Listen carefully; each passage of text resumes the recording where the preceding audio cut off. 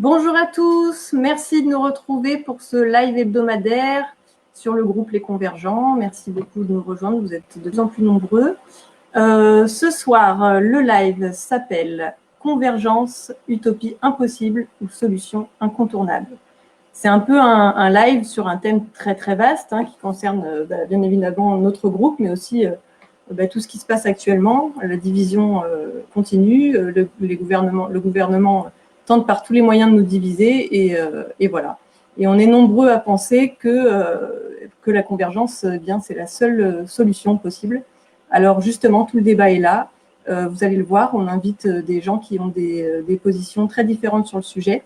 C'est vrai qu'a priori, la convergence paraît impossible, utopique. Est-ce que c'est réellement envisageable, possible? Comment? Quels moyens? Quels enjeux? Et donc, pour répondre à toutes ces questions, eh bien, ce soir, on a invité des personnes qui sont sur le terrain, qui ont différents parcours militants et qui pourront nous apporter leur expérience, leur témoignage. Donc, une fois ça exposé, eh bien, vous pourrez retrouver ce live sur YouTube à la fin du live, sur le groupe. On vous invite bien évidemment à partager ce live au maximum sur tous les groupes que vous connaissez. Voilà, c'est ce que je voulais dire au démarrage. Donc, ce soir, la convergence. Alors, la convergence, je vais vous faire une petite intro là-dessus, parce que c'est vrai que c'est un thème qui, mais comme tout le monde, tous ceux qui sont sur ce groupe, ça m'intéresse particulièrement. Et je me suis intéressée un petit peu aux origines. Alors, sans faire long, je vais essayer d'être très concise. La convergence, au départ, en biologie, c'est le fait que les yeux se focalisent sur un même objet. Alors, eh bien voilà, quand on transpose dans les luttes, est-ce qu'un jour le peuple pourra se focaliser sur le même objectif, la même cause? Eh bien, c'est toute la question. Alors, la première fois que le thème est arrivé, la convergence des luttes, c'était en 95 pendant la grève sur les retraites.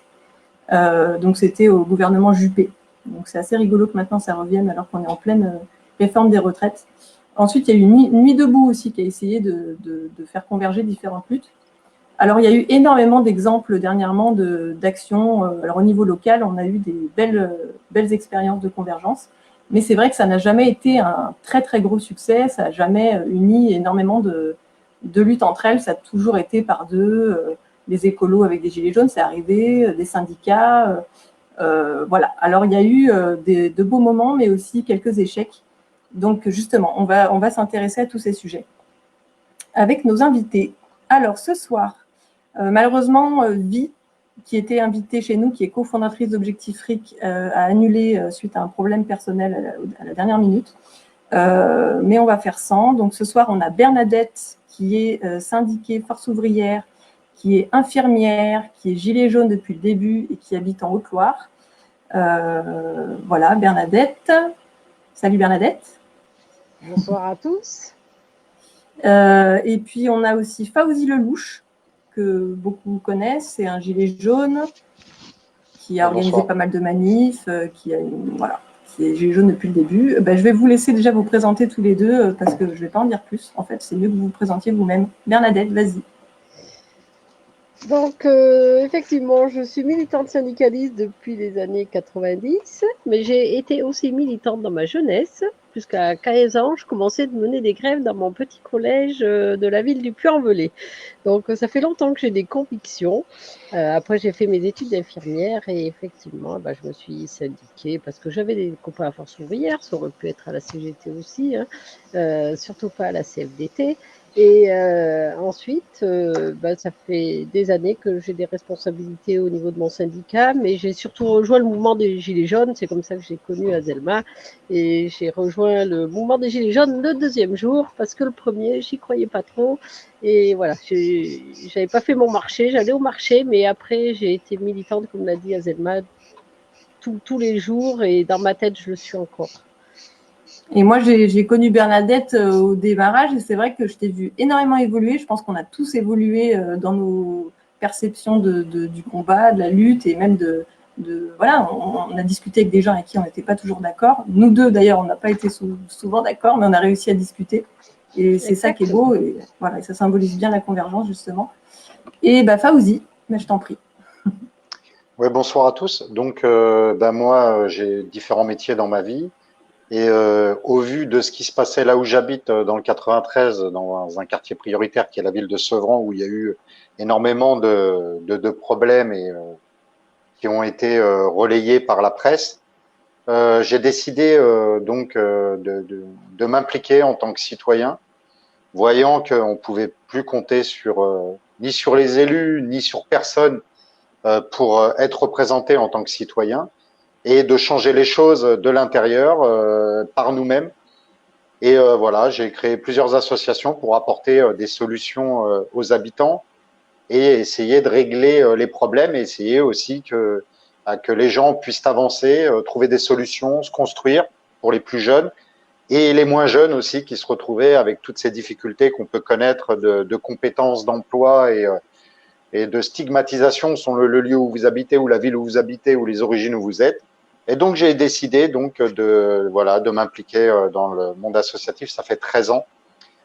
Et donc voilà. Et puis au vu des problèmes rencontrés sur toutes ces années, j'ai vite compris que il fallait taper plus haut. Et ça m'a paru évident l'appel du 17 novembre 2018. Et voilà quoi. Donc même si localement, géographiquement, j'ai réussi à bouger pas mal de choses, montrer que c'était possible, je pense que voilà, il était important d'essayer de taper ceux qui sont censés normalement euh, orienter, donner des solutions sociales dans ce pays, c'est-à-dire les politiques et ceux qui nous gouvernent. Et le ras-le-bol total a fait que on s'est retrouvé des milliers comme ça dans la rue à essayer chacun de nous de revendiquer des choses pour montrer notre mécontentement et essayer de s'impliquer pour que enfin on trouve des solutions et communes. Donc voilà. Et après, je vais pas vous refaire les 1 an et demi, mais voilà quoi. Ouais, Tout le monde a participé. C'est plutôt pas mal l'implication de l'ensemble des gens, malgré leurs différences. Tout le monde était dehors pour espérer vivre mieux, être considéré dans la société et être représenté. Beaucoup étaient représentés que par eux-mêmes. Ils s'en sont rendus compte quoi, à ce moment-là. Voilà. Ouais, puis c'est vrai que quand on y repense, en plus, le mouvement des Gilets jaunes, déjà, des Gilets jaunes, rien que en son sein, c'est déjà, on rassemblait énormément de gens qui finalement avaient des parcours mais complètement différents. Souvent, on fait des raccourcis en disant que c'est une classe de la population, mais non, il y avait vraiment de tout, quoi. C'est justement la force de ce pays, ces différences, ces compétences. C'est ce que je dis tout le temps, il faut prendre les compétences de tout le monde. Personne n'a toutes les compétences. Donc c'est grâce à la diversité, à l'ensemble des gens qui fait la cité. Et les divergences, les opinions, les connaissances, tout ce qui nous rend différents sur un même lieu est enrichissant pour ce pays et pour le faire progresser, tout mettre pour que les choses s'améliorent. Ouais. Mais nos dirigeants ne pensent pas de la même façon. Voilà. Bernadette, ouais, vas-y. Je crois que c'est l'explosion de la colère qui est couvée depuis longtemps et que justement nos dirigeants n'ont pas compris parce qu'il y a eu quand même des élections politiques, des gens qui ont été élus, qui se sont présentés comme des gens défendant la classe ouvrière. Et en fait, ces gens-là, ils nous ont tous trahis. Et je pense que le mouvement des Gilets jaunes est aussi la révélation de ça, en fait, des gens qui ont cru, qui ont eu des espoirs et qui finalement, voyant que rien n'arrivait, sont sortis. C'est pour ça qu'au début, le gouvernement a beaucoup critiqué les Gilets jaunes, on les a traités de fascistes, de tout ce qu'on veut, de tous les noms, d'imbéciles, de tout ça.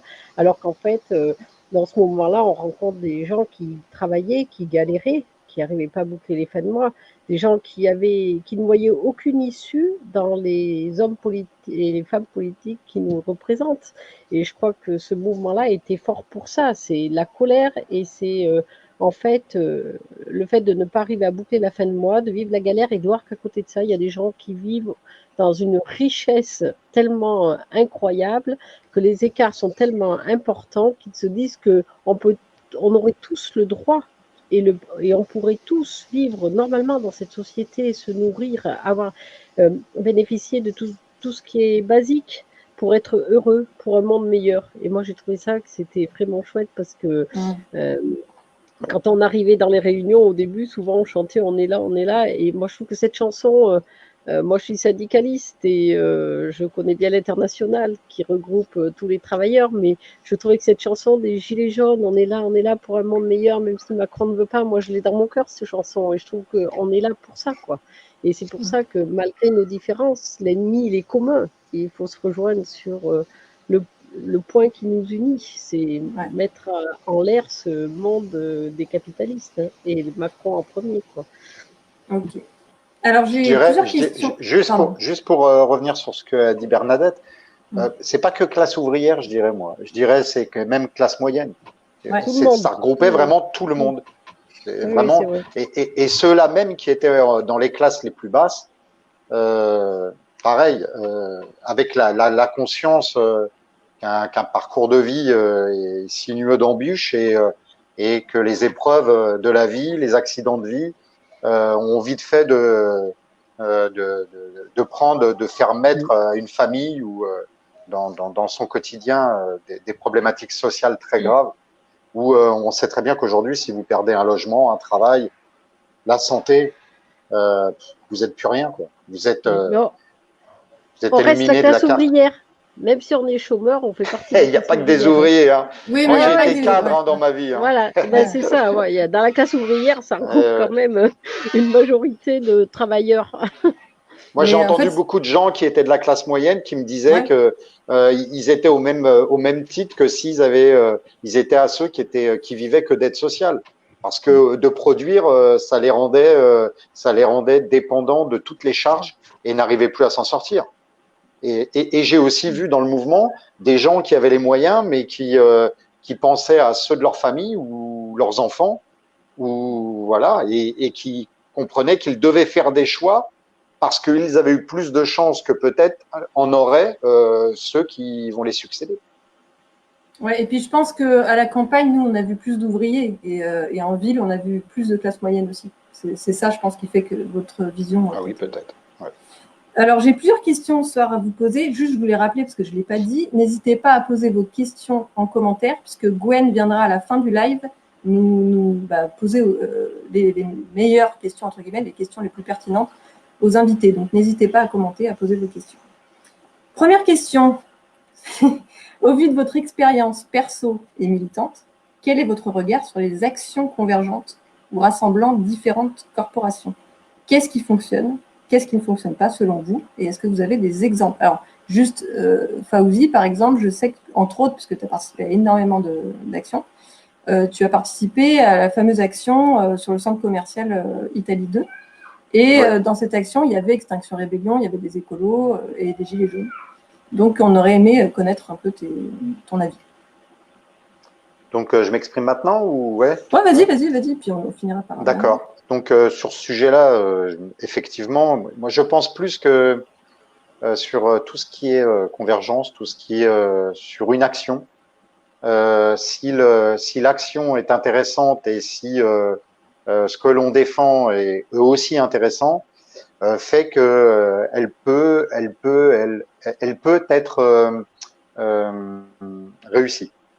Et je me souviens de cette journée où moi j'ai participé le matin. Ça faisait plusieurs jours que je m'y intéressais, mais il y avait un projet qui était à Gonesse. C'est un projet qui était financé par le groupe Auchan et c'était Europa City et sur lequel on se opposait. Ça prenait diverses communes. C'était un projet faramineux avec où ils attendaient par jour 40 000 véhicules. Ils voulaient défricher toute exploitation agricole. Enfin voilà. Et ça faisait longtemps qu'on se battait dessus. Ça avait été abandonné. Et puis bien, l'ère Macron s'est ressurgi. Et le matin, il y avait un rendez-vous qui était à Pantin et qui devait aller devant, que je dise pas de bêtises, je crois que l'arrivée c'était Matignon. Et moi, en tant que gilet jaune, étant donné que j'étais concerné, parce que c'est des villes qui me concernent, qui sont à côté, j'avais souhaité participer à cette marche et à dénoncer ce projet. Ça faisait plusieurs fois que je le faisais. Et dans le courant de la marche, on m'appelle et on me dit ils ont envahi Italie 2. Et donc, arrivé à Bastille, j'ai pris le métro, j'ai réussi à m'esquiver. On est parti à plusieurs comme ça, on a réussi à rentrer. Et du coup, on a enquillé direct sur Italie 2, sans savoir qui était XR ou pas. Okay. Mais on trouvait que s'attaquer aux centres commerciaux, on va dire tout ce qui est lié à la consommation inutile ou peut-être abusif ou voilà, peut-être voilà. Que c'était intéressant aussi de le dénoncer. Et donc, cette journée-là, j'avoue avoir participé à 2 actions communes et convergentes. Voilà. Et pour moi, ça a été 2 actions réussites parce que Europa City a été je crois, entériné par le président en finalité. Il a été abandonné. Alors, je ne crois pas que c'est par notre mobilisation, mais je pense aussi qu'il doit y avoir des bonnes raisons derrière. Ça allait pas trop avec l'écologie. Et surtout, ça a enlevé du travail à de l'agriculture, ce qu'on manque beaucoup autour de nos villes.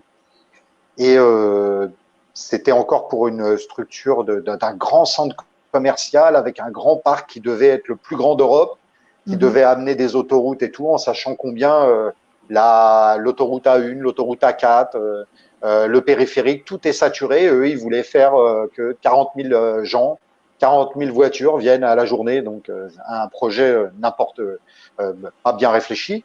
Et Europa City qui a réuni tout le monde, et on était dans le feu de l'action, et c'était très intéressant de pouvoir le prendre en otage, faire une prise d'otage d'un centre commercial, s'y enfermer dedans.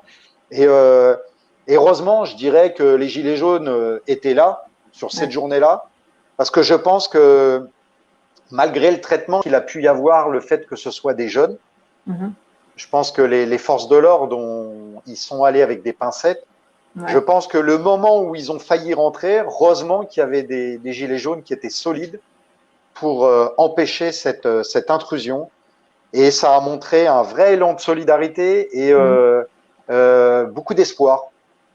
Et bon, malgré qu'après, on a découvert aussi, en étudiant un petit peu XR, qu'il y avait beaucoup de financiers derrière qui n'allaient pas vraiment avec ce qu'on dénonçait. Et donc, voilà. Bon, pour résumer un petit peu, voilà, la réussite et derrière la réussite, ce qu'on peut découvrir. Et, bien sûr. Mais le mode de fonctionnement, le mode de mobilisation était exceptionnel et a été un engouement parce que je me rappelle même, il y avait la famille Adama aussi qui y était. Il y avait à ce moment-là, il n'y avait plus de différence. On se battait tous pour un peu ce qui nous a fait sortir dans les premiers jours. Et pourtant, il n'y avait pas de… Comment dire, vous n'êtes pas réunis avant pour organiser ça, quoi. C'était un peu… D'où l'importance, parfois, la surprise, la spontanéité, et d'être là, de le faire en petit comité, et puis d'inviter les gens à pouvoir venir. Et je m'aperçois que souvent, les meilleures mobilisations, les meilleurs résultats se sont faits par la surprise, là où on ne nous attend pas, dans des lieux où on ne nous attend pas, pour défendre des causes communes.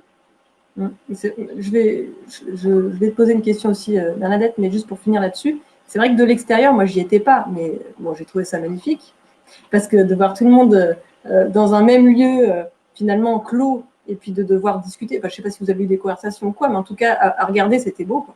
Il y avait du vert, il y avait du jaune, voilà. Et puis surtout, ce que moi, je me disais de chez moi, mais peut-être que c'est faux, j'avais l'impression que chacun apportait sa pierre à l'édifice, dans le sens où XR, on peut les critiquer, mais là où je trouve qu'ils sont bons, c'est dans l'organisation.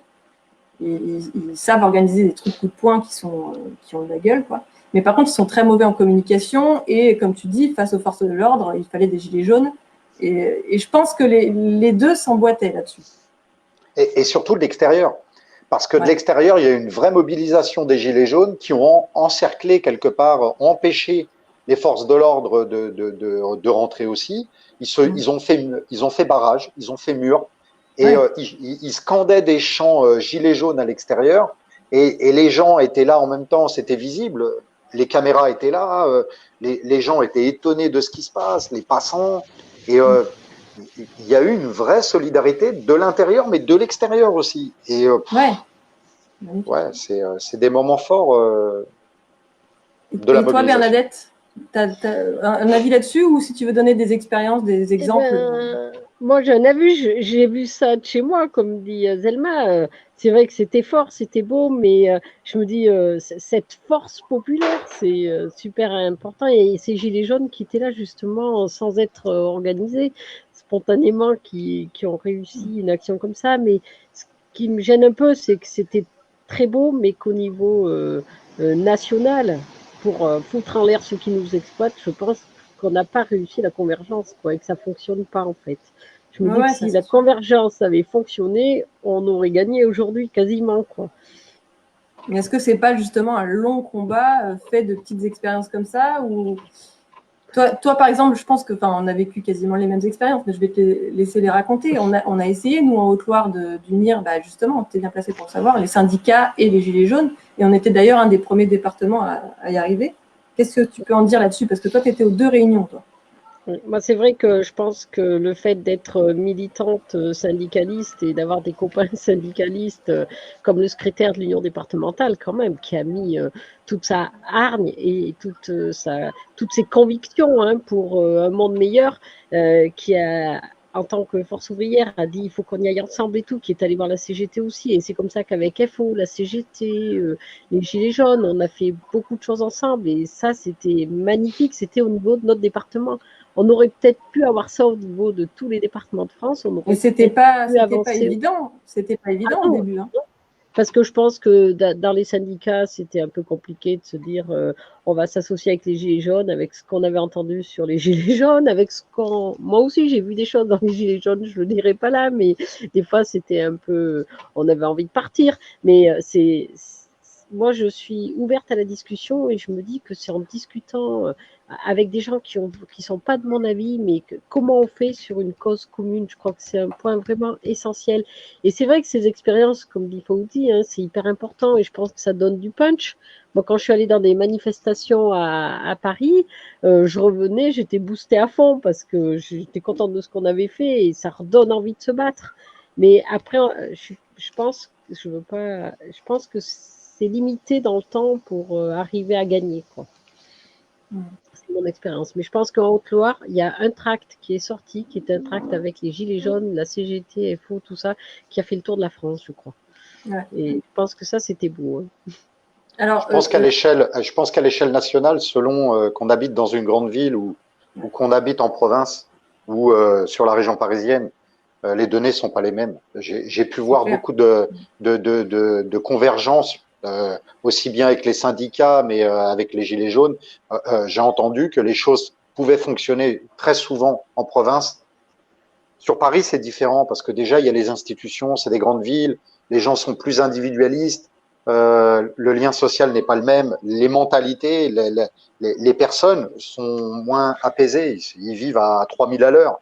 Et ils sont pressés, ils sont un peu égoïstes parce que il y a trop de monde. Et j'ai été longtemps pas d'accord avec la convergence. Pendant longtemps, je l'ai dit, et j'ai eu beaucoup de plateaux télé où je me suis prononcé. J'ai eu beaucoup d'échanges et de duels, on peut dire des duels, avec des représentants syndicats, et parce que j'avais pas confiance. J'ai encore pas confiance, mais j'avais pas confiance du tout le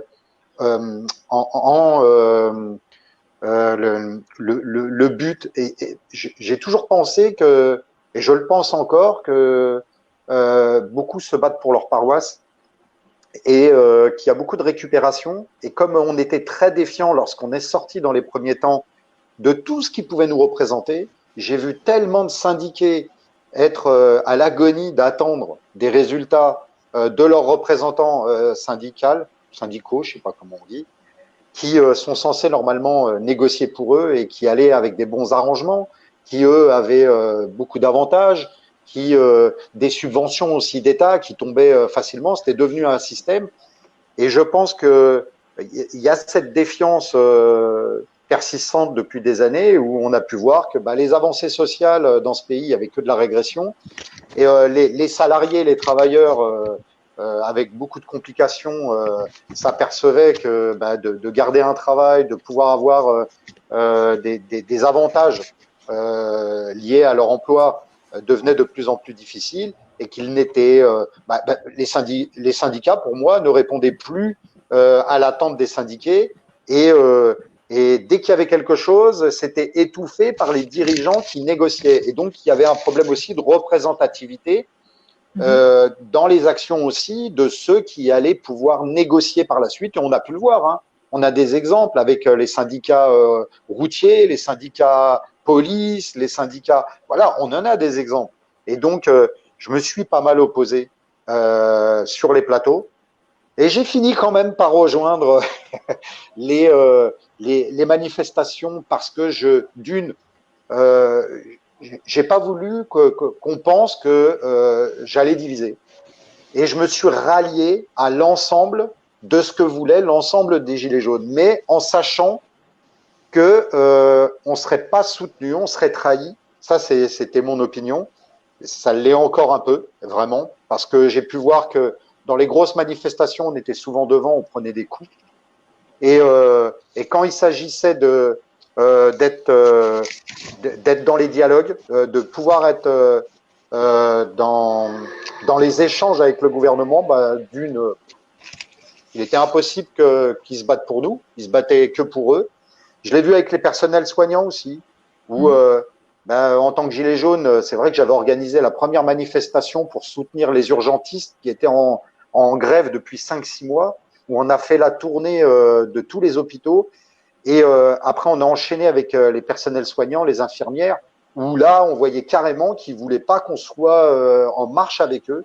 Ils voulaient qu'on marche plus vite qu'eux pour essayer d'avoir des avancées personnelles. Non, mais voilà. Et plusieurs fois, on nous a dégagés. On nous a vraiment dégagés. On nous a fait comprendre qu'on n'était pas les bienvenus, qu'ils avaient leurs propres revendications, qu'elles n'étaient pas communes. Et puis, comme la peste, il fallait pas qu'on se montre avec nous, il fallait pas qu'on s'associe à nous, parce qu'on avait du coup une image négative qu'ils voulaient pas, ils voulaient pas être contaminés, un peu comme le coronavirus là. Restez chez vous. Voilà. Et vice versa aussi, parce que j'ai entendu beaucoup. Mais au début, c'était fondé, hein. Mais c'était fondé au début, parce que qui représente les citoyens? Moi, j'ai travaillé, j'ai été 3 fois au prud'homme. C'est pas les syndicats qui m'ont aidé. Hein. Je me suis battu seul. Et non, mais pour être honnête. Et donc, on finit par penser qu'il faut se défendre tout seul pour obtenir quelque chose. Et donc, la défiance vient de tout ça. Bon, après, moi, c'est mon expérience. Maintenant, sûrement que Bernadette en aura une autre. Elle va défendre aussi un peu. Voilà. C'est vrai, tu as raison. Je pense qu'il y a des gens qui ont été déçus de certaines positions syndicales, mais je pense que quand même, Azelmal le disait au début de ce live, en fait, en 95, quand même, quand le plan Juppé, tout le monde était uni. La grève était illimité, tous les syndicats avaient appelé à la grève. Et moi, je me rappelle, mon cousin qui travaillait aux impôts, s'il m'écoute, il disait il n'y avait plus d'argent qui rentrait dans les caisses de l'État. Et là, ils ont failli capoter, quoi. Et on a failli gagner. On n'a pas réussi. Alors, il faudrait se poser la question pourquoi. Et c'est vrai que dans certains endroits, les syndicats et les syndiqués font peut-être pas leur travail, peut-être défendent leurs propres intérêts. Mais je pense qu'à la base, quand même, les syndiqués, on est tous d'accord, qu'on soit à FO, à la CGT, à Solidaire, je pense qu'on a tous cette même volonté. Après, ceux qui trahissent, c'est peut-être les dirigeants. Et quand tu dis que quand on vit dans une grande ville, c'est peut-être un peu différent. Moi, je comprends qu'à Paris, il n'y ait peut-être pas eu cette unité syndicale comme il y a eu à Haute-Loire, parce qu'en haut, il y a les institutions à Paris et ils n'avaient peut-être pas envie que ça aille trop loin. Et je pense que c'est peut-être aussi les dirigeants syndicaux, mais pas les gens de la base, quoi. Je pense que c'est plus les dirigeants syndicaux. Comme on vient de le voir sur le Covid et tout ça. On va justement, justement, je suis désolée d'abréger, mais c'est vrai qu'en fait, ça passe super vite. Je me rends compte qu'on est déjà à 30 minutes. Donc, juste, Bernadette, en fait, quand je t'ai invitée aussi, ce qui a fait que je t'ai invitée, bon, déjà, c'est parce que je t'aime bien, mais surtout parce que tu avais un discours assez intéressant sur les syndicats, Je trouvais qu'il avait vachement évolué d'ailleurs. Et tu disais que finalement, ce qui faisait qu'on n'arrivait pas à converger, c'est que même vous, dans vos réunions syndicales, après, tu expliqueras mieux que moi, mais qu'apparemment les dirigeants syndicats faisaient aussi en sorte de vous diviser, vous les salariés, quoi.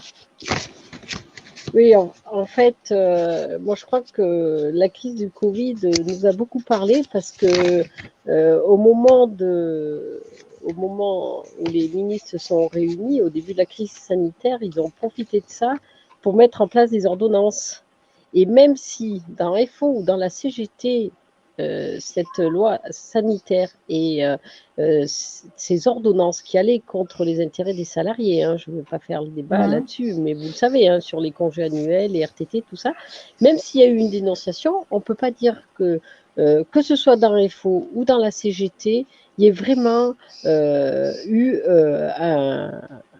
une exigence qu'il y ait eu une volonté de ces syndicats, FO ou CGT, je dis bien parce que je pense que c'est vraiment les deux gros syndicats, à demander le retrait de ces ordonnances et tout ça. Et je pense que la difficulté, elle est là en fait, c'est que les dirigeants syndicaux, ils veulent quand même ils n'ont pas envie que le pouvoir y saute, quoi, je crois. Ils ont peur, que ce soit Martinez ou Berryer aujourd'hui, hein, et on a vu sur la loi travail, les dirigeants syndicaux ont été vachement divisés. Une fois Force ouvrière appelée, une fois la CGT a appelé de son côté, on n'est jamais allé ensemble. Et si la loi travail est passée, je pense que c'est lié à cette division. Et même sur le terrain, hein, j'ai expliqué l'autre jour dans une réunion de Gilets jaunes, là, avec la grève du 16 juin, où on a vu, même en Haute-Loire, hein, moi je suis responsable départementale aussi, hein, je travaille dans un hôpital psychiatrique, je suis secrétaire de mon syndicat, mais je suis aussi secrétaire du département de la santé et des services publics et des services de santé publique. Et en fait, on avait du mal à se mettre d'accord avec l'autre syndicat, avec la CGT. Hein. On sentait qu'il y avait des difficultés, ceux qui voulaient rester dans l'hôpital, ils ne voulaient pas aller à l'ARS, ou ils ne voulaient pas aller à la PrEP, donc on se donnait rendez-vous, les uns à l'hôpital, les autres. Et ça, je pense qu'il y a une volonté de certains dirigeants. Hein. Moi, je suis militante depuis longtemps et je peux vous dire que je mets toute mon énergie à accepter des gens qui ont des idées totalement même différentes des miennes, hein, même des gens qui ont voté Front National. Et je suis pour discuter avec eux, pour essayer de leur dire, qu'ils se sont trompés et que peut-être on les a trahis, c'est peut-être pour ça qu'ils ont cette position. Et je pense que la grosse difficulté aujourd'hui, c'est nos dirigeants syndicaux nationaux, en fait, hein, où dans leur bureau confédéral, il n'y a peut-être pas cette volonté, parce que je pense que si on y arrivait, ils ont une responsabilité, ces secrétaires confédéraux, hein, ils ont une responsabilité. S'ils appelaient à la grève, par exemple, si ça part, si le gouvernement sautait, ils auraient une responsabilité qu'ils ne veulent pas prendre, je crois, hein, réellement. Et alors, je ne dis pas qu'ils nous défendent jamais, parce que moi, je suis allée au Prud'homme, j'ai vu défendre des collègues qui ont gagné, hein, donc on ne peut pas tout mettre dans le même sac. Mais je pense que l'intérêt, c'est de regarder ce qui nous unit et qu'est-ce qu'on veut faire ensemble, notre but commun, avec nos divergences, avec des écologistes, avec... Moi, je pense qu'il y a des idées bonnes partout. Hein. Je suis pas très écolo, moi, mais j'accepte de discuter. Je suis pas très défense des animaux, par exemple, mais j'irai pas leur faire du mal, mais j'irai pas dans un parti comme ça, peut-être. Mais à mon niveau, je me dis que ce qu'on vit, c'est la faute à qui? C'est la faute au capitalisme. Et qu'il faut vraiment qu'on s'y mette tous ensemble. On est tous contre le capitalisme, et on y va tous avec nos idées différentes. Je vais sortir un peu de mon rôle d'animatrice juste 2 secondes, mais c'est que moi aussi, je suis militante et j'ai eu un parcours militant et très varié, en fait, parce que je suis à la fois écolo, j'ai été dans la cause animale, j'ai été porte-parole d'une association, je suis gilet jaune, etc. Et c'est vrai que je me suis sortie des associations dont je faisais partie parce que je me suis rendu compte que les luttes singulières comme ça, elles aboutissaient à rien. C'est-à-dire que, par exemple, pour les animaux, je donne cet exemple-là, mais ça vaut aussi pour l'écologie, etc. On ne pourra jamais faire en sorte que les animaux soient bien traités si on reste dans ce système capitaliste, productiviste, puisque de toute façon, ça sera toujours comme ça. Si on veut toujours plus, forcément qu'on fera du mal aux animaux, ou aux humains, ou à la planète, etc. Et donc, c'est en ce sens que je pense qu'il faut vraiment lier ces luttes. Et je pense que c'est une erreur, là, maintenant, en 2020, hein, parce que je pense qu'à un moment donné, c'était nécessaire d'avoir la cause, je ne sais pas moi, féministe ou contre la discrimination raciale, etc. etc. D'ailleurs, il faut toujours qu'elles existent, ces luttes. Mais elles ne pourront plus aboutir sans s'unir. Enfin, moi, c'est vraiment une conviction personnelle, hein, bien évidemment, par rapport à mes expériences. En fait. Et je me rends compte qu'il y a vraiment énormément d'a priori entre les différentes corporations, entre guillemets. Je pense en parlant des dirigeants, ceux qui représentent les syndicats, moi j'ai pu constater quand même que depuis le début, il y avait beaucoup de syndiqués gilets jaunes. Mais comme il y avait des femmes, des personnes âgées, des jeunes, tout le monde était un petit peu mélangé. Et les gens, quand ils sont sortis en tant que citoyens. Voilà. Et ça, c'est plutôt ça qui était intéressant. Et ils n'ont pas ramené leurs étiquettes. Et oui. Mais je crois que ceux qui représentent les syndicats sont dans le système, sont dans la complaisance, sont dans le confort et se complaisent dedans. Et du coup, la problématique, c'est que, comme le disait Bernadette, mais en l'ayant constaté, ils n'ont pas intérêt que ça change. Et seulement, ils ont tardé à rejoindre le mouvement des Gilets jaunes. Et ils ont eu du mal au lancement et au décollage. Ils ont mis 3-4 mois avant de réagir qu'ils avaient fauté de pas venir. Et simplement parce que quand ils sont venus, ils se sont aperçus qu'ils perdaient la main. Et pour continuer à la garder, pour préserver justement ce fonctionnement, ce système existant, ils sont venus. Et ils sont venus sur des œufs. Hein. Ils y sont allés à tatillon. Ils nous ont fait perdre du temps. Et là, on a senti une récupération et un vrai, une vraie opposition des Gilets jaunes qui se sont dit, mais attendez, vous foutez de nous. Pourquoi vous venez maintenant? Pourquoi vous faites l'appel maintenant? Pourquoi pas être venu dès le début? Et ils ont senti comme une trahison parce que tout le monde est venu avec la sincérité, avec la volonté d'enfin dire on tape sur la table, on en a marre et on casse ce système. Vous allez être au courant, on en a ras-le-bol et ça ne peut plus continuer comme ça. Qu'on soit de n'importe quelle étiquette, n'importe quelle classe sociale, n'importe quelle ville, de province, voilà, on vivait tous par nos différences les mêmes difficultés. Et en discutant, on a créé ce lien social qu'ils ont tant voulu financer pour nous le faire avoir. C'est que la rue nous l'a donné et on s'est aperçu que l'autre qui vivait à 800 bornes à la campagne et qui n'avait pas le même métier que moi, avait les mêmes difficultés que moi et voilà. Et ça a été plutôt révélateur. Et en vérité, ce qui nous unit, c'est ça. C'est les difficultés, aspirer à la même chose, à être heureux, à pouvoir avoir des choix dans notre vie qui nous même s'ils sont différents, ils sont les choix de chacun. Personne n'aspire à la même chose, mais tout le monde veut le mieux que possible, le meilleur et le bonheur. Mais les choix sont différents en fonction de l'éducation, l'origine, la culture, le travail qu'il a, les aspirations, les ambitions. Et pourtant, on s'est retrouvé dans la rue pour ça.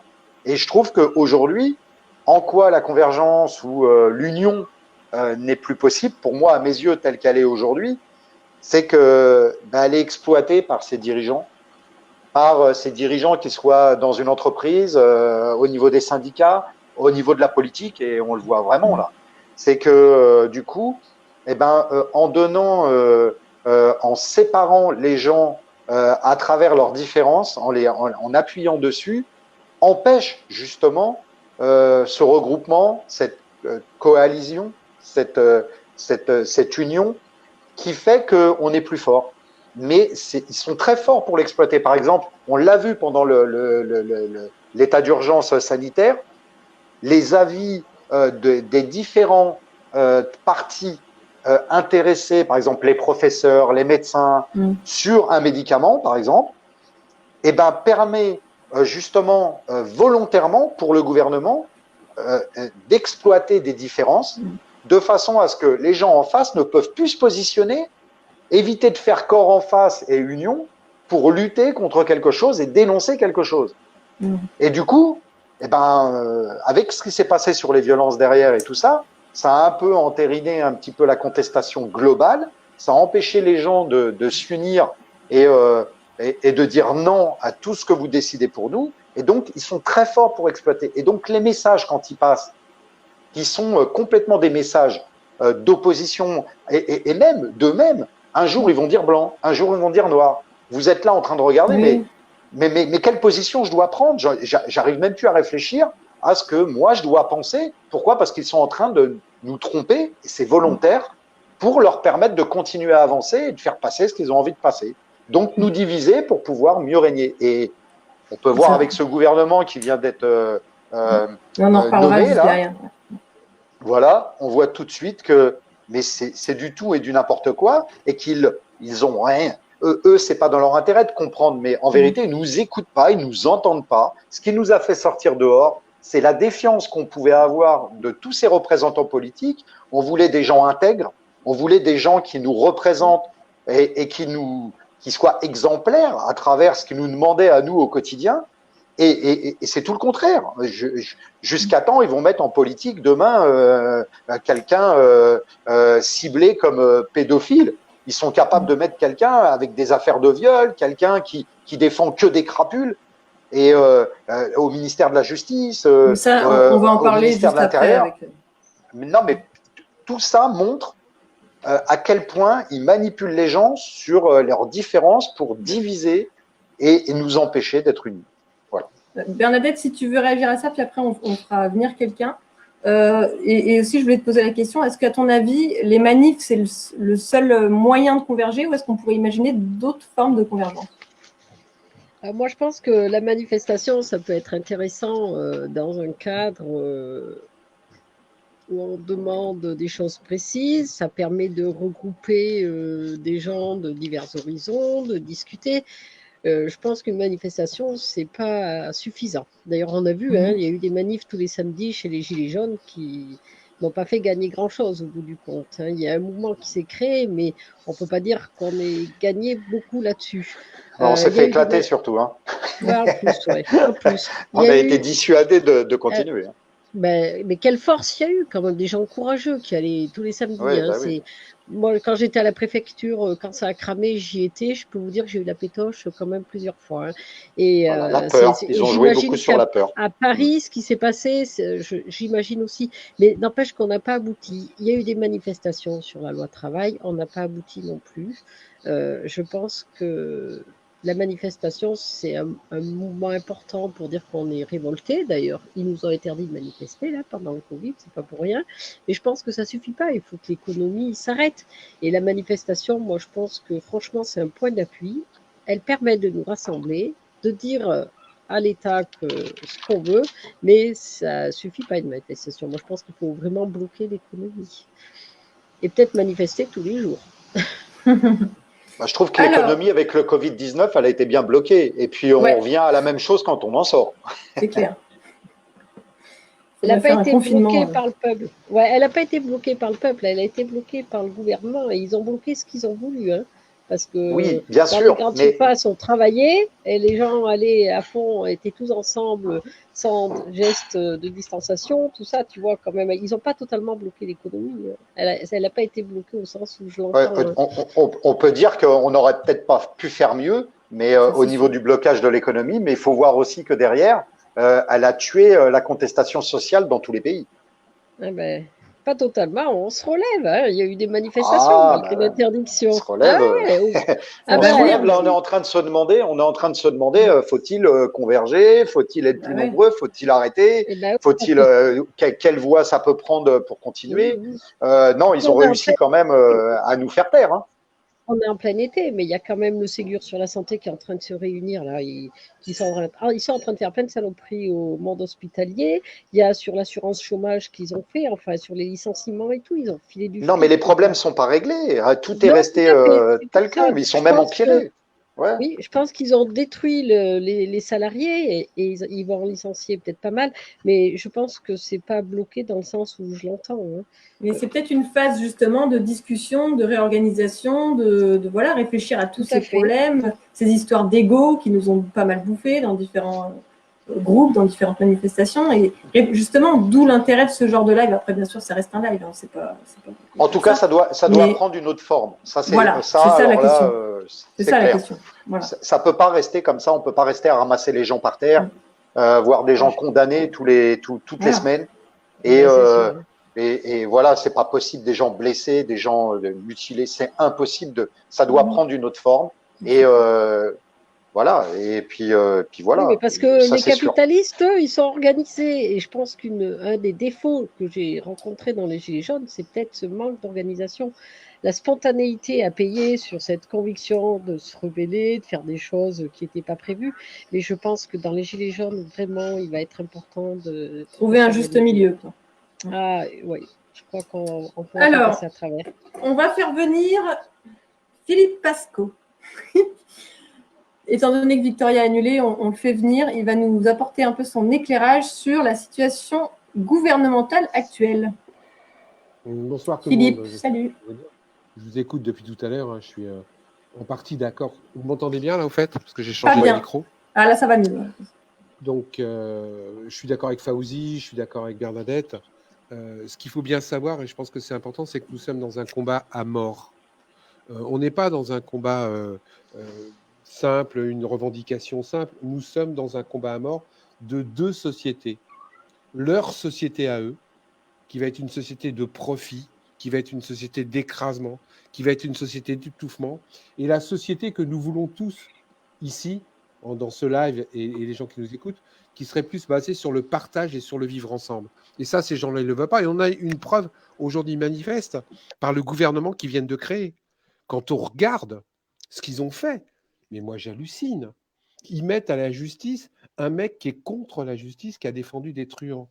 Ils mettent une rigolote aux chaussures rouges à la culture. Ils mettent un type qui s'appelle Darmanin comme ministre de l'Intérieur. On avait déjà un Castaner, je ne vous explique pas ce mec-là, mais Darmanin qui en même temps est maire d'une ville de 100 000 habitants. Je ne comprends pas comment ce type-là va être pouvoir maire à plein temps sur sa ville et en même temps ministre de l'Intérieur. Le gouvernement qu'on nous propose aujourd'hui est un gouvernement de désunion, est un gouvernement pour que chacun, et je suis d'accord avec Fawzi, il trouve sa petite miette. On a mis Pompili, qui est une verte d'habillage qui a déjà trahi 3 ou 4 fois les partis où elle est passée. Il y a quelques verts qui vont être contents. Il y a quelques personnes qui vont être contents, qui a une dénommée ministre de la Culture, qui est une ancienne chroniqueuse de télévision. Il y a quelques personnes qui vont être contents qu'on mette enfin un type qui a de la gueule comme ministre, comme garde des Sceaux. Et en fin de compte, on est en train de désunir complètement le mouvement des Gilets jaunes et le mouvement citoyen.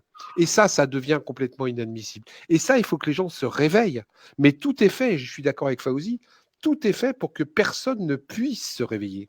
Tout est fait pour que petit à petit, on casse le mouvement. Et je ne suis pas d'accord avec Bernadette, parce que autant je suis d'accord avec Fawzi, l'économie s'est complètement arrêtée pendant 2 mois, là. Moi, j'ai des gens qui n'avaient pas une thune. J'ai les avions qui se sont cassés la gueule. Il n'y a aucun avion n'a décollé. Donc, dire qu'aujourd'hui, il faut sortir de la manifestation et tomber dans les vieux trucs cégétistes, hein, excuse-moi Bernadette, hein. Mon premier patron s'appelait Henri Krasuki, mais c'est pas pour ça que je suis d'accord avec tout, où il faut arrêter l'économie. À mon avis, on ne s'en sortira pas. Il faut qu'on invente des nouveaux systèmes, il faut qu'on invente des moyens de pression. Et là, les moyens de pression, c'est aussi nos outils de travail. Moi, je me rappelle d'un type Bernadette, tu as dû connaître ça, qui bossait chez LIP à une époque, et qui, quand ils ont fait la grève, se sont mis à prendre l'outil de production et à vendre eux-mêmes l'outil de production. Ce type-là, ils l'ont éliminé parce que ça, c'était un moyen de les coincer. Je regrette, et je regretterai toujours, que les camions de pompiers, les camionneurs, les ambulanciers, les VTC ne descendent pas sur Paris un samedi à toutes les portes d'entrée de Paris. Et là, je peux vous assurer qu'on ne bloque pas l'économie, mais on fait une telle pression, un tel bordel que le gouvernement saute. Donc je suis d'accord avec Fawzi qu'il faut qu'on invente des nouvelles méthodes de manifestation. Je suis d'accord avec Bernadette qu'il faut qu'on bloque l'économie, mais je suis d'accord avec les deux qu'il faut qu'on invente des nouveaux systèmes pour les coincer. Les systèmes de la manifestation, ils ont compris. Ils ont compris. Ils ont compris comment nous nasser. Ils ont compris comment mettre des infiltrés. Ils ont compris comme samedi. Vous vous rendez compte que samedi, il y a eu 5 manifestations à Paris différentes de Gilets jaunes. 5. À un moment donné, si on n'arrive pas à se structurer, si on n'arrive pas à avoir une véritable coordination, les égos personnels des uns et des autres qui montent leur propre petite manifestation dans un coin, ça les fait marrer. Ils sont contents. Ils ont compris comment nous nasser, ils ont compris comment nous infiltrer, Ils ont compris comment nous envoyer des connards qui brûlent des poubelles et dont on ne voit que les images des gens qui brûlent les poubelles. Et on n'arrive à rien parce qu'on fait même peur au reste de la population. Donc, au lieu d'avoir de plus en plus de monde, on a de moins en moins. Donc, inventons des nouveaux systèmes. Mais je le dis et je le redis, on n'a pas le choix, d'autre choix que la convergence. Le problème des ambulanciers, le problème des VTC, le problème des camionneurs, le problème des pompiers, le problème des soignants, le problème des gens qui bossent dans la poste, c'est le même problème pour tout le monde. Arrêtons de penser qu'il n'y a que notre corporation qui vaut le coup. On est tous en souffrance. L'ensemble du peuple français est en souffrance. Je suis d'accord avec Fauzi, ces gens-là ne nous écoutent plus, ne savent plus même qu'on existe. Vous vous rendez compte que le gouvernement qui vient de mettre en place, il n'y a pas un type dans le gouvernement, il n'y a pas une femme qui sait ce que c'est que le monde ouvrier, qui sait ce que c'est que le véritable monde des salariés. Il n'y a pas une seule personne dans le gouvernement qui sait ce que c'est que faire 3 heures de transport dans le RERD en gagnant 1100 € et en vivant au 7e étage d'un immeuble sans ascenseur.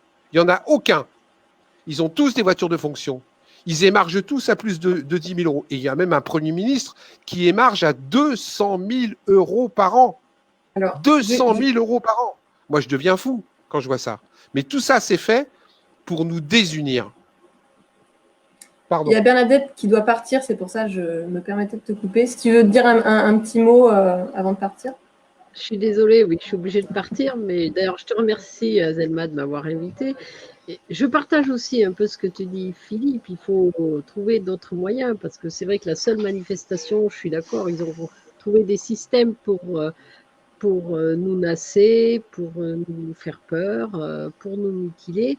Mais je pense que c'est quand même un point important, tous ensemble, réunis. Comme tu disais, il y a eu 5 manifestations de Gilets jaunes, c'est dommage. Comme des fois, il y a une manifestation de syndicats, pas de l'autre. C'est vrai que je pense que dans le peuple, on a tous le même intérêt et la même envie de vivre dans le bonheur. Et je pense que c'est tous ensemble. Avec nos divergences, il faut discuter. Mais peut-être que des actions spontanées, on en a fait avec Azelma. On va pas dire lesquelles, là, mais ça n'a pas abouti quand même. Donc moi, je pense qu'il faut quand même continuer de discuter comme ça, de se poser des questions et de faire avancer les choses et de divulguer aussi, parce qu'on a des moyens de communication importants aujourd'hui qui nous permettent de savoir plein de choses. Moi, quand j'avais 25 ans, il n'y avait pas ça et on n'arrivait pas à savoir, à être autant informé. Donc, continuons les débats et continuons de se dire qu'est-ce qu'on fait, regroupons autour de nous pour qu'on arrive à s'unir et à combattre ce gouvernement de salopard. Parce qu'ils ne nous entendent pas, mais je pense qu'ils savent que la colère gronde. En fait, ils ne veulent pas nous entendre. C'est surtout ça. Hein. Et je pense qu'eux, ils sont bien organisés pour sauver leurs copains qui gagnent des cents et des millions. Et ils n'ont pas envie qu'on les vire. Hein. Donc, eux, ils savent comment il faut faire. Nous, on a du mal à s'organiser. Pourtant, on est plus nombreux. Et moi, je suis gilet jaune aussi. Et je suis là ce soir très contente d'avoir participé à ce live pour dire qu'ensemble, on va y arriver malgré nos différences. Merci Bernadette. Merci Azelma. Bonsoir à tous. Excusez-moi. Au revoir Bernadette. Au revoir. Bonsoir et on embrasse tous les amis de ma part. Voilà. Eh bien d'accord, merci. Moi je vous embrasse aussi, camarades. Gilets jaunes et militants, c'est important, c'est important. La camaraderie, c'est un très beau mot. Je vous remercie. Au revoir. Au revoir. Au revoir. Fauzi, tu veux réagir à ce qu'a dit Philippe? Oui, ce qu'il dit, c'est exact. De toute façon, il n'y a pas grand-chose à dire à part le fait que il joue toujours sur les mêmes choses. Hein. Il joue toujours le gouvernement joue toujours voilà, pour essayer de gagner, de préserver le pouvoir, garder le pouvoir, rester dans les mêmes logiques de gouvernance, hein, je dirais. Et le vrai problème, c'est ce qui m'étonne au regard de ces mobilisations, de ces engagements, c'est l'insouciance de beaucoup de personnes. Suffit de voir, par exemple, il y a une grosse action, par exemple, je donne un exemple bête, hein, République. vous faites une rue plus loin, c'est l'insouciance complète. Les gens sont dans les bars, discutent, rigolent et continuent à vivre parce qu'ils se sentent à l'abri, ils se sentent pas concernés, ils qu'ils pensent que tout va bien pour eux jusqu'au jour où. Et le problème, c'est que je pense que depuis 2 ans, personne ne peut ignorer ce qu'on a essayé de dénoncer. Et il y a un gros problème aussi qui est la communication. C'est une guerre de communication depuis le début du mouvement et depuis longtemps. Donc, ils arrivent à endoctriner les gens, à orienter, à leur faire croire des choses qui sont fausses, complètement fausses.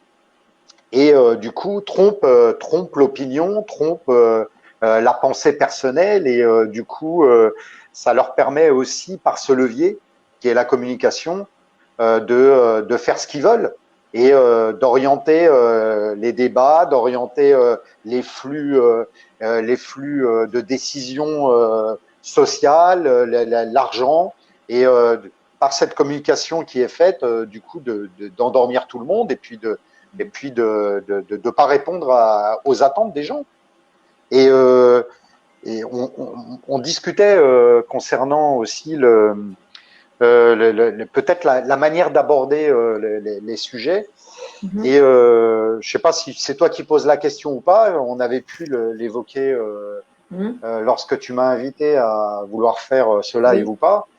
Voilà, c'était concernant est-ce qu'il faut pas se poser la question peut-être différemment. Oui, tu me dis, en gros, ça m'avait surpris d'ailleurs, tu me disais qu'au lieu de penser à ce qui nous unit, si on se posait la question de savoir ce qui nous désunit, eh ben, on serait surpris de voir qu'en fait, il y a très peu de choses qui nous désunissent. Et ça, sur le coup, c'est vrai que ça m'étonne. Donc, je voulais en savoir un peu plus sur… Oui, je pense que peut-être il est bon pour analyser une situation, pour essayer de trouver des solutions, pour essayer une fois qu'on a constaté les problèmes, et d'essayer d'arriver à les résoudre. Parce que moi, du coup, par rapport à mon expérience sur le terrain en tant que dirigeant associatif et de ce que j'ai voulu changer, j'ai observé et j'ai analysé un peu la situation et je me suis posé les questions plutôt que de penser, par exemple, comme là, qu'est-ce qui pourrait nous unir? C'est surtout se poser la question, qu'est-ce qui nous désunit? Qu'est-ce qui fait que du coup les gens n'arrivent pas à converger ou n'arrivent pas à voilà, ce qui pose problème. Et peut-être en se posant la question, voilà, de cette manière, voilà, dans ce sens-là, c'est peut-être apporter des solutions et apporter des réponses. Oui, tu veux dire qu'est-ce qui fait qu'on n'arrive pas à s'unir, par exemple, les problèmes qu'est-ce qui nous oppose, qu'est-ce qui nous désunit, voilà. Voilà. Et ben il y a plusieurs manières de se poser une question aussi, parce que bon, j'ai pris quelques notes parce que là de le refaire comme ça, voilà, moi je vais arriver direct sinon au résultat et du coup c'est pour ça que je pense qu'on est temps divisé. Donc moi j'ai pris quelques notes, hein, juste voilà. Ouais. Donc effectivement en inversant la question et en se posant les bonnes questions, donc comprendre et analyser le problème en ce qui nous divise et plutôt ce qui nous unit. Hein. Et alors c'est vrai que pour un couple, moi je dis tout le temps, un couple pour qu'il fonctionne, il faut pas qu'il regarde ce qui les désunit, si on voit les problèmes d'une personne, il est certain qu'on va appuyer dessus, ils vont ressortir tout le temps et on va pas rester ensemble. Donc on va regarder plutôt les qualités de la personne pour rester avec elle et ça va effacer tous les problèmes et on va se contenter de tout ce qui est bien et va amener peut-être à de meilleurs sentiments. Donc voilà. Alors que là, c'est pas un mariage, c'est juste sur un but, un objectif. Donc c'est peut-être s'il y a beaucoup ou peu de choses qui peuvent nous unir ou nous désunir, si c'est grave ou pas, si c'est possible ou pas, s'il y a une confiance ou pas, parce que tout ça doit rentrer en jeu, parce que qui porte un projet, qui porte un combat, c'est aussi important parce que l'intégrité d'une personne et la sincérité d'une personne et la fiabilité d'une personne est extrêmement importante. Parce que quand on s'aperçoit qu'on a combattu avec quelqu'un, qu'on a été lésé, on est trompé, on est déçu, et donc voilà, c'est important. Si c'est essentiel ou pas, et si c'est indispensable ou pas. Et je pense que tout ça réuni a son importance dans le fait de réussir un projet ou pas, s'il arrive à terme, et surtout s'il mérite de le faire ensemble. Voilà. Et peut-on réussir ou pas à cibler ou à atteindre l'objectif ou les causes ou le but qu'on s'est fixé.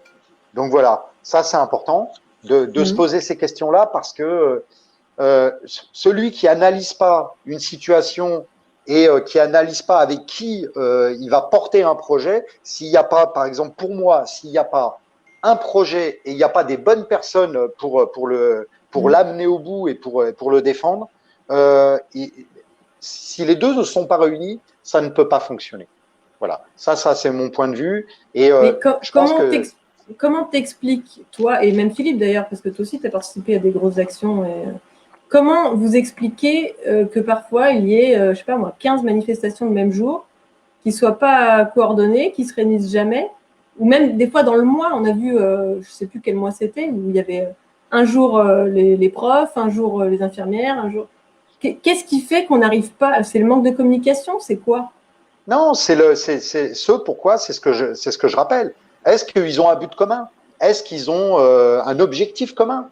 Est-ce qu'à la fin, ils vont pas essayer? Est-ce qu'à un moment donné, ils vont pas se dire, ouais, peut-être que voilà, je vais essayer d'aller avec l'un ou avec l'autre pour arriver à mon but à moi, ce que je me suis fixé. Donc, c'est une question de confiance et c'est surtout ce pourquoi les gens le font. Et on s'est aperçu que ce que j'expliquais tout à l'heure, c'est que par exemple avec des représentants syndicats n'ont pas les mêmes visées peut-être que les syndiqués dans les objectivités. Eux, ceux qui vont négocier, ceux qui vont parler et qui vont essayer d'arriver à des avancées, ils ont une position, ils ont une place, ils ont un confort, ils font partie du système qu'ils n'ont pas envie de perdre, alors que les syndiqués qui sont derrière ou les gens qui sont en attente de solutions, de réponses à leurs problèmes, voient que du coup doivent se contenter souvent d'une petite percée, une petite avancée, et sont obligés de perdre un tas de sacrifices pour continuer à préserver le peu qu'ils ont. Donc du coup, c'est un rouage qui est politique. Et c'est vrai que Philippe, il l'a expliqué tout à l'heure, mais il a des bonnes connaissances dans ça. Et du coup, il fait le jeu de ceux qui nous gouvernent. Alors, à part à un moment donné, je me dis, est-ce qu'il ne faut pas essayer d'aller les chercher, ces leviers, pour essayer de le mettre, de changer les choses comme nous, on aimerait, parce que leur intérêt, c'est de continuer à nous diviser pour essayer de continuer à nous faire, que le fonctionnement, le système continue comme ça. Et se servir de nous, Philippe, se servir de ce qu'on produit. Le gros problème dans tout ça, c'est que chacun défend son bout de gras, son petit bout de gras, son frigidaire personnel. Et ils ne se rendent pas compte que quelque part, c'est la société qu'il faut qu'on change. Et la société, on est tous dans la même merde. Sauf qu'aujourd'hui, par tradition, par corporatisme syndical qui veut préserver ses petits avantages, comme disait Faoussi, chacun défend son précaré. Donc, les avocats défendent le truc qu'on attaque leur petite retraite à eux, mais s'occupent sûrement pas du problème des soignants. Les camionneurs se sont occupés du fuel sur lequel ils étaient trop taxés, mais ils ne s'occupent surtout pas du problème de la retraite des avocats. Et tant qu'on n'aura pas compris que l'ensemble des problèmes, c'est pour tout le monde, que la retraite des avocats, que le fioul dans les camionneurs, que les hôpitaux qu'on est en train de casser ou le code du travail qu'on est en train de foutre en l'air, c'est tout le monde qui est concerné. Tant qu'on n'aura pas compris ça et que les syndicats eux-mêmes feront tout pour qu'on ne le comprenne pas et que les gouvernements eux-mêmes font tout pour qu'on ne le comprenne pas, que les médias aux ordres des oligarches, aux ordres des gouvernants feront tout pour qu'on ne comprenne pas.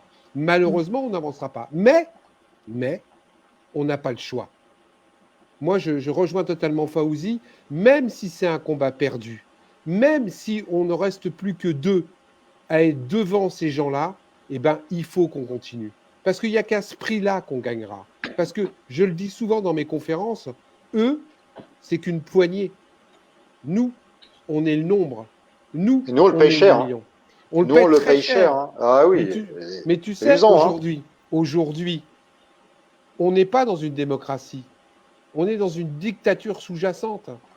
Quand je regarde les pays à l'étranger, et j'ai pas mal voyagé dans ma vie, J'ai honte de ce que devient la France. J'ai honte de la façon dont on traite le peuple français. On n'est plus du tout dans une démocratie. Et malheureusement, les gens, au lieu de se servir de la démocratie, on a 80% d'abstention aux élections. Il y a encore des ripoux qui ont été élus avec peut-être un électeur sur 10, mais ils ont quand même été élus. Donc il va falloir... Mais ils l'entretiennent parce que ils sont quand même élus avec même 10% de la population. C'est leur but. C'est même pas 10% Fawzi aujourd'hui. Mulhouse a été élu avec 0,9 électeurs sur 10, moins de 1 électeur sur 10. Mais ça veut dire quoi? Ça veut dire que les 9 autres ont baissé les bras. Ça veut dire que les 9 autres n'ont pas été pour dire je ne veux pas de ce mec-là. Et ont laissé les ripoux en place. On laissait faire les quelques inféodés, les quelques achetés faire. Parce que malheureusement, on a du courage que pour nous-mêmes. On n'a pas du courage pour les autres. Et ça, c'est une grosse erreur qu'on fait. Il va falloir qu'on se réveille. Si demain, on ne gagne pas ce combat, l'ensemble de la population va se retrouver comme des serviteurs, comme des serfs. On sera aux ordres. Et en plus, ils auront tellement mis de lois et de systèmes en place qu'on ne pourra même plus se rebeller. Et tu as raison tout à l'heure. Le Covid a eu un immense avantage pour eux. C'est qu'il a cassé la contestation sociale dans le monde entier. Dans le monde entier. Et même avec un malheur, ils ont réussi à en faire un avantage. On peut inverser la vapeur encore. La preuve, tant qu'on arrive encore à 4 ou 5 à faire des réseaux sociaux et à parler entre nous, à convaincre les gens un par un. Moi, je vais recommencer les conférences à travers toute la France. Je vais aller voir les gens sur place. Un par an, je vais leur expliquer qu'on peut gagner, qu'on doit gagner, parce que c'est notre survie qui en dépend. Les amis, je vais devoir enchaîner. Non, c'est très intéressant, mais bon, on n'arrivera jamais à faire 1 heure, de toute façon, c'est pas possible. C'est mort déjà. Gwen, je te laisse poser les questions des gens. Ouais, je vais en poser quelques-unes quand même. Bonsoir à tous, bonsoir à tous ceux qui nous suivent, bonsoir à tous les convergents, téléconvergents. Je vais essayer de relier quelques questions rapidement, parce que bon. Raymond Buisson, ne faut-il pas commencer par travailler sur la formulation des revendications pour les rendre impersonnelles? Le vrai débat, il y a déjà 59 propositions, 25 000 qui ont été faites par 1 million de personnes qui ont voté, sur un peu plus de 40 000 propositions. Enfin voilà, je veux dire, il y a déjà des supports et voilà, le vrai débat.fr, il y a en plus voilà la synthèse complète qui a été faite, contrairement au grand débat. Donc le vrai débat, et ils n'ont pas plutôt intérêt, donc ils feront tout pour pas qu'on en parle, et ils n'ont pas intérêt à ce que ça fonctionne. Mais c'est les citoyens, c'est des vraies revendications. Il y a tout. Pour moi, il y a tout. Il y a beaucoup de choses qui pourraient être changées. Mais le problème, c'est pas tant les revendications, parce que les revendications, croyez-moi, ils les ont bien compris. Personne ne peut les ignorer. Et tellement elles étaient multiples, tellement il y avait des choses qui n'allaient pas, à force de gratter, d'être dans la rue, elles sont ressorties et on ne pouvait pas les cacher. Sauf que il y a tout à changer. Il y a tout ce fonctionnement, ce système tel qu'il est aujourd'hui, il est à changer. Mais la seule façon de le changer, c'est où tout le monde est dans la rue, et c'est pas le cas, et ça ne sera pas le cas, parce que j'y crois pas du tout, parce que je vois trop de gens encore individuels qui pensent qu'à leur petite personne, et puis dans l'insouciance, hein, on le voit tous les jours, et la peur s'étant instaurée, on peut voir que les gens ont le cœur jaune, mais sont plus dans la rue. Et de deux, ils n'ont pas intérêt à ce que ça fonctionne. Donc la seule solution après, c'est de faire les choses par nous-mêmes et de prendre le pouvoir. Mais pour prendre le pouvoir, faut être organisé, faut avoir de l'argent, faut être dans le. Et ça, on connaît pas. C'est pas nous. Ça rejoint une question de Christophe Gallaudet. Comment on fait sur une cause commune? C'est quoi la cause commune qui nous ferait tous converger en fait? Mais la cause commune qui nous fait converger, c'est que, je rejoins Fawzi, mais c'est d'avoir un dénominateur commun, et le plus petit dénominateur commun à tous, c'est on veut plus de ce système. On veut plus de ce système que des gens appellent capitaliste, que d'autres appellent oligarchique, que d'autres appellent uniquement pour les gens qui sont. On veut plus de ce système. Et ça, tout le monde est d'accord. Que ça soit le camionneur, que ça soit l'avocat, que ça soit le soignant. On ne veut plus de ce système. Donc, penchons-nous sur notre plus petit dénominateur commun. Et la seule façon, c'est de casser le système. Et je rejoins Fauzi, on ne pourra le casser que par le nombre. Si on est 3 millions, 4 millions devant les portes de Paris un samedi, je peux vous assurer que la police mettra les armes par terre. Mettra les armes par terre. Si on met nos revendications divergentes personnelles de côté. Moi, je ne me bats pas. À la limite, moi, je suis comme Fauzi, je pourrais être tranquille chez moi.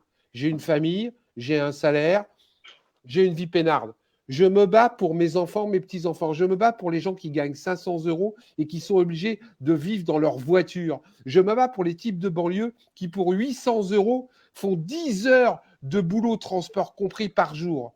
Alors qu'en face, je vois pendant le Covid les 24 plus grands milliardaires qui se sont enrichis à coups de milliards. Alors que je vois qu'il y a 100 milliards de fraude fiscale par an qui nous échappent. Alors que je vois qu'il y a des gens qui s'en mettent plein les poches en ne faisant rien, pendant qu'il y en a une tonne qui crèvent la dalle aujourd'hui, qui crèvent de faim. En France aujourd'hui, en France, il y a des gens qui meurent de faim. On regarde les pays émergents, on regarde l'Afrique. En France, je vois des gens qui mangent en fouillant dans les poubelles. En France, je vois des petits vieux qui ont bossé pendant 47 ans, 50 ans et qui vivent avec 500 € par mois. Ça, c'est une honte. Eh bien ça, il faut qu'on le change. Et la seule façon de le changer, c'est de casser le système. Moi, pour être honnête, ouais. Non, vas-y, je vais te laisser poser tes questions parce que l'heure tourne. En fait. Non, parce qu'il y avait un truc qui était assez logique là, de José Manuel Brancoluccio. Doit-on changer le système par le système? C'est-à-dire une institution doit-elle être ciblée? Il pensait à l'élection présidentielle. Commencer par ça. Il y a pas. Honnêtement, là, tout part d'où? Celui qui tire, voilà, les marionnettes, tout ça là. C'est que le président. Si le président il veut, les choses elles changent. S'il donne des consignes, ne serait-ce que pour arrêter les violences. Il disait stop, à partir de maintenant, je veux plus de ça. Ça aurait été terminé. C'est pas le ministre de l'Intérieur qui aurait décidé. Oui, je le fais quand même. C'est pas possible. C'est les pleins pouvoirs. C'est par la présidentielle. J'habite une ville de 52 000 habitants. J'aurais pu me présenter parce que moi je pense que voilà, une ville c'est du social à grande échelle. Bon, le maire d'une ville pour moi c'est comme une assistante sociale mais qui prend soin de tous ses administrés et tous ses habitants. Eh ben je l'ai pas fait parce que je me suis dit on dépendra des gens qui sont au-dessus. Qui c'est qui est au-dessus? Ceux qui donnent, qui veulent bien selon les aspirations politiques que vous avez, les convictions que vous avez, si vous marchez dans le truc ou pas. Eh ben je me suis dit on va les combattre eux. Donc, je vais pas me présenter, ça sert à rien du tout. Et puis, en même temps, on était pas mal fatigués. On avait 2 ans de lutte, là, encore, et j'en ai 13 ans derrière associatif. Je vous avouerai que je suis épuisé et fatigué. Mais c'est pas de moi qui compte. C'est que pour montrer à quel point les gens, quand ils se battent individuellement, qu'ils arrivent à montrer qu'ils peuvent apporter des solutions, ils dérangent. Et ils se retrouvent vite tout seuls parce que le bénévolat, tout ça, ça a des limites sur lesquelles, c'est usant, tu te construis pas toi-même. C'est vrai que tu permets à beaucoup de gens de se construire, d'y arriver, mais à un moment donné, tu te retrouves vite pas relayé, quoi, je dirais. Et puis les gens ont besoin de gagner leur vie. Mais derrière, tu t'aperçois que ce qui tient, qui donne, qui permet de réussir, c'est ceux qui gouvernent, c'est ceux qui sont en haut, c'est les présidentielles. Si on change pas le système d'en haut, on n'arrivera pas en bas, parce que moi j'ai fait toutes les étapes par en bas, j'ai compris que c'est d'en haut que ça part. Et pour arriver en haut, eh ben crois-moi qu'il faut être d'une coriace, de deux, faut être intègre, parce qu'il suffit pas de dire je veux le pouvoir, c'est qu'est-ce que tu vas en faire du pouvoir? Si à la fin t'es pire qu'eux, ça sert à rien. Et en même temps, il faut un projet viable. Un projet viable, il y en a un dans le vrai débat, qui peut être complété par un tas de choses que les gens aspirent, mais il faut répondre aux besoins de la population. Il faut encore que la population ait envie de faire confiance. Et la vraie force de tout ce qui s'est passé depuis 2 ans, de cette mobilisation et de tout ce qu'il y a, c'est l'implication enfin des gens qui ont voulu se réapproprier leur existence, leur vie, qui ont voulu dire dénoncer, pas rester dans l'acceptation. Ils ont dit non, à partir de maintenant, on va essayer de prendre les choses en main, on va essayer de changer les choses. Et c'est ça la vraie force. Alors je ne sais pas combien de temps ça va prendre, mais bravo pour ça. Parce que du coup, ils n'ont pas été dans j'accepte ce qui m'arrive. Voilà, ils se sont rebellés et ils se sont impliqués. Maintenant, faut s'impliquer maintenant, à mon avis. La rue, ça a donné. On a essayé de faire avec d'autres manifestations, d'autres étiquettes, des étiquettes syndicalistes, des collectifs, des associations. On est en train voilà, tous ces gens, en fin de compte, sont en train de remplacer, font le boulot à la place de l'État, et ils ont besoin, à un moment donné, si ça marche pas par le bas, il faut aller par le haut. Voilà. Alors, je dis pas que ça doit passer par moi ou par un tel, je sais pas par qui ça doit passer. Mais en tout cas, avec un vrai projet de société qui réponde à l'attente de la population et avec des gens intègres. Et pour trouver des gens intègres aujourd'hui, quand ils ont le pouvoir ou déjà quand ils l'ont pas, c'est plutôt compliqué. C'est une vraie défiance. Après, s'il y a des sanctions et des garde-fous, tu peux même mettre des gens qui sont pas intègres, ils pourront pas aller bien loin. Bah, regarde bien les gens qui ont été nommés là. Hein. Franchement, ils vont s'auto-gracier. Tout va bien. Bah, ça y est, ils ont voté une loi pour l'amnistie. Ouais. Gwen, une dernière question? Écoute, ce sera peut-être la mienne du coup. Vas-y, ouais. Non, parce que j'essaye de synthétiser. Dommage que Bernadette soit partie parce que c'est dommage. Aussi les syndicats. En synthétisant un peu la notion de convergence, moi, mon point de vue, c'est qu'il faut laisser au vestiaire, en fait, toutes nos étiquettes, toutes nos bannières, toutes nos appartenances. Et c'est, à mon avis, le seul moyen pour obtenir une vraie convergence. C'est-à-dire qu'il faut sortir dans la rue en tant qu'être humain, en tant que femme, homme, en tant que citoyen, au pire. Mais pas. On l'a fait. Mais on l'a fait. On est sorti le 17 novembre. Mais même les gilets jaunes sont une étiquette, du coup, maintenant. Maintenant, c'est normal. On les a pointés du doigt. T'enlèves ton gilet et t'as plus d'étiquette. Ouais, mais voilà. Maintenant, du coup, est-ce que vous seriez maintenant prêt à vraiment laisser toutes vos appartenances de côté pour descendre dans la rue tous ensemble? Mais ça a toujours été le cas. Parce qu'on a défendu tout le monde. On a défendu toutes nos valeurs. Toutes les valeurs qui représentaient la vitrine de ce pays. Liberté, égalité, fraternité. Tout ce qui est des droits de l'homme. On a défendu nos valeurs. Les personnes âgées, les handicapés, tout le monde. Fauzi, il faut aussi reconnaître qu'il y a quand même eu quelques gilets jaunes bornés et qui, à un moment donné, quand les syndicats ont voulu nous rejoindre, etc., moi, j'ai vu des mecs qui viraient les syndicats des manifs en disant « T'es pas un gilet jaune, casse-toi. T'es un journaliste, casse-toi. » Donc, ça aussi, il faut qu'on arrête maintenant, ça, complètement. Il faut aussi faire notre propre autocritique au sein des gilets jaunes et faire un reset. Nous sommes tous des citoyens. C'est ça qu'il faut mettre en avant. Voilà. Mais les gilets jaunes, ils ont mis le citoyen en avant. Hein. Oui, on est d'accord tous les deux. On y était. Voilà. On y était. Sauf que reconnais que les ayatollahs de l'horizontalité, même si ça a été bien à un moment donné, parce qu'on en avait marre de la droite, on en avait marre de la gauche, on en avait marre des pourris, ça, il faut arrêter. Il faut laisser émerger des leaders. Par contre, il faut les contrôler. Par contre, il faut les dégager si jamais ils déconnent. Mais il faut arrêter cette espèce d'horizontalité totale où tu passes 50 réunions pour changer une virgule. Mais c'est pas le RIC, ça, par exemple? Mais il faut faire le RIC, il faut le poser. Ouais, le RIC, c'est un outil. C'est un outil parmi d'autres. C'est un outil parmi tant d'autres. Et je le dis souvent, le RIC, c'est pas fait pour s'en servir.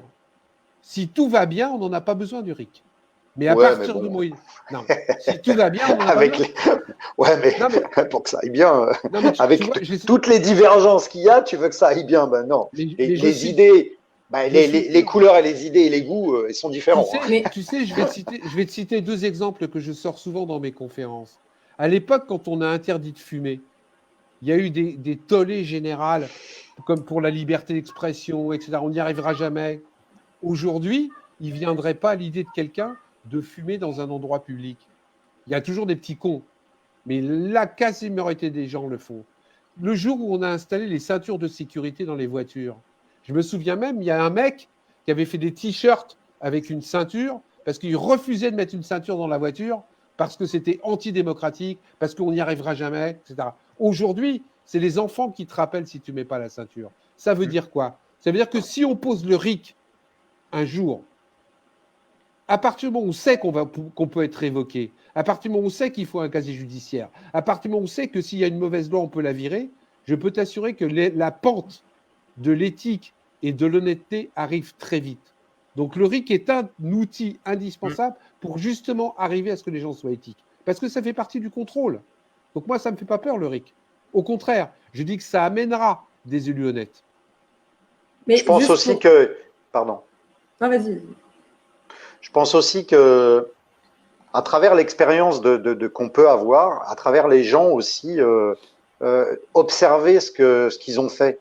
Pas que les gens qui ont parlé. Il faut regarder aussi ce que les gens ont produit, ce qu'ils ont fait, et est-ce qu'ils sont dignes de confiance? Est-ce qu'on peut s'appuyer sur des valeurs qu'on a à travers ce qu'ils ont défendu? Et je vois des gens qui rentrent en politique qu'on connaît même pas, on sait même pas ce qu'ils ont rien prouvé, voilà, et on leur fait confiance. Et ben je pense que aussi il faut regarder aussi les gens à travers ce qu'ils ont essayé de défendre, ce qu'ils ont essayé de changer, ce pourquoi ils se sont battus, les valeurs qu'ils ont. Et moi, je me souviens d'une période pendant les Gilets jaunes où il était important de montrer nos valeurs tellement on nous avait dénigrés. Oui. Voilà. Et c'est pour ça que du coup, ça prenait beaucoup d'orientation. Mais moi, je crois quand même que on peut pas faire sans l'ensemble de la population pour la population. Et qu'il y ait une seule personne qui gouverne un pays aujourd'hui, tel que c'est fait aujourd'hui la Constitution, il y a un vrai problème de représentativité. Et je pense que les choses, elles sont faciles à être changées aujourd'hui. Et le RIC ne répondra pas à tout. Mais il faut prendre beaucoup d'éléments aujourd'hui. Mais de toutes les façons, il faut tout revoir. Il faut tout revoir, mais ils vont pas nous laisser le revoir. Ils vont pas nous laisser faire. Ça, on va leur arracher. C'est illusoire de croire que, oui, on va l'arracher, mais la force, du coup, elle est plus de notre côté. Parce qu'on a morflé et la peur est installée. Faut être honnête à un moment donné. Et puis nous, on est là, on est fatigué. On a donné beaucoup de notre temps, on a besoin de respirer, on a besoin. C'est pas grave s'il se passe rien pendant plusieurs semaines et qu'on réanalyse les choses. Et croyez-moi, des arguments pour que les choses elles changent, ils vont nous en donner. Ça, c'est pas le problème. Des conneries, ils en pondent tous les jours. Mais à nous aussi de se remettre en question parce que franchement, pendant ce temps-là, ils sont en train de se préparer sur 2022 et ils vont le faire sans nous et ils vont décider pour nous des choses qui ne seront pas adaptées pour nous. Alors, moi, je sais pas ce qu'on doit faire. Moi, je vous dis franchement, moi là, je suis peut-être pas objectif, mais je suis fatigué. J'ai besoin un petit peu de me poser, de regarder pour demain, pour voilà la situation telle qu'elle est. Et de vouloir polémiquer sur les réseaux aussi, c'est un véritable problème parce que ça divise. Et du coup, il y a plus cette opinion différente, ce côté intelligent, ce côté de réflexion posée. On est dans la réaction tout le temps. On est à 2000 à l'heure. Et pour moi, on n'a plus la clarté de la vision qu'on devrait avoir, ou on l'a trop, et du coup, on est un peu, voilà, avec des pneus un peu dégonflés là. On est fatigué. Je pense que la période qu'on vit en ce moment, et je pense qu'on s'en souviendra longtemps avec cette crise sanitaire, etc. Je pense que si on met de côté tous les aspects négatifs de tout ça, ça a eu du bon dans le sens où le confinement, on était obligé de se poser derrière notre ordi ou lire des bouquins et discuter. Et on a cherché à nous diviser, à nous séparer, à faire en sorte qu'on puisse plus côtoyer. Et au final, c'est là où on s'est rendu compte de l'importance du lien, l'importance de la relation, de la discussion, de la communication. Il y a beaucoup de gens qui se sont mis aussi, du fait qu'ils puissent plus travailler, à s'informer aussi et à réfléchir à tout ça. Et en plus, la pandémie, de fait, c'est quelque chose qui nous touche tous. La santé, c'est un truc qui touche tout le monde, que ce soit l'avocat, le médecin, le gilet jaune, n'importe qui. Et donc, je pense que c'est une période sur laquelle on peut rebondir. Et en effet, avec la fatigue cumulée aussi des gens comme nous qui avons beaucoup lutté, comme tu dis, je pense qu'il nous faut un petit break de continuité de confinement, entre guillemets, même en continuant à bosser. Mais en tout cas, à réfléchir à tout ça, à se réinventer, comme tu dis, à revoir nos modes d'action, notre communication, notre image.